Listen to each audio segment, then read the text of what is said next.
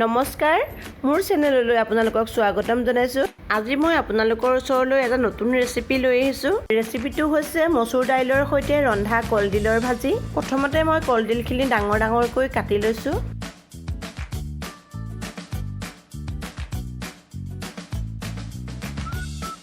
এতিয়া কেৰাহীখনত প্ৰয়োজন মতে তেল দি মই জিৰা দিছো। তাৰ পাছত দিছো পিয়াজ, কেঁচা জলকীয়া, নহৰু আৰু আদা। এতিয়া মই এইখিনি ভালদৰে ভাজি ল'ম।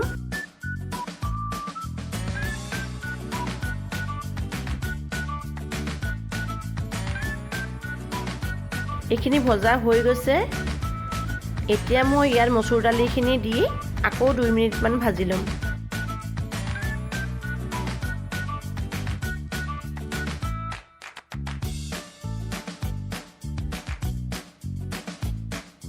দালিখিনি ভজা হৈ গৈছে।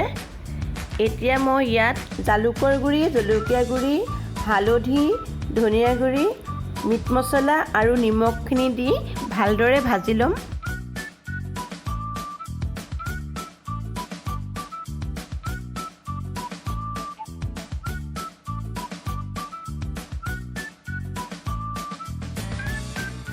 মছলাখিনি ভজা হৈ গৈছে। এতিয়া মই ইয়াত কলডিলখিনি দি আকৌ অলপ টাইম ভাজি ল'ম।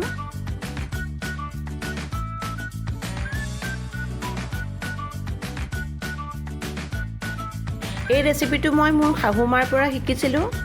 শাহুমাই এনেদৰে ৰান্ধিলে আমাৰ ঘৰৰ সকলোৱে খাই ভাল পাইছিল। এতিয়া মই ইয়াত পানী অলপমান দি 10 মিনিটমান সিজিবলৈ দিম।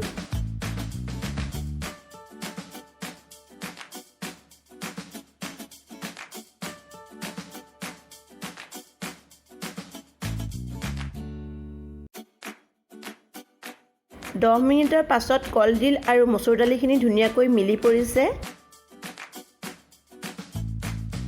এতিয়া মই ইয়াত আৰু অলপমান পানী দি আকৌ অলপ টাইম ভাজি ল'ম।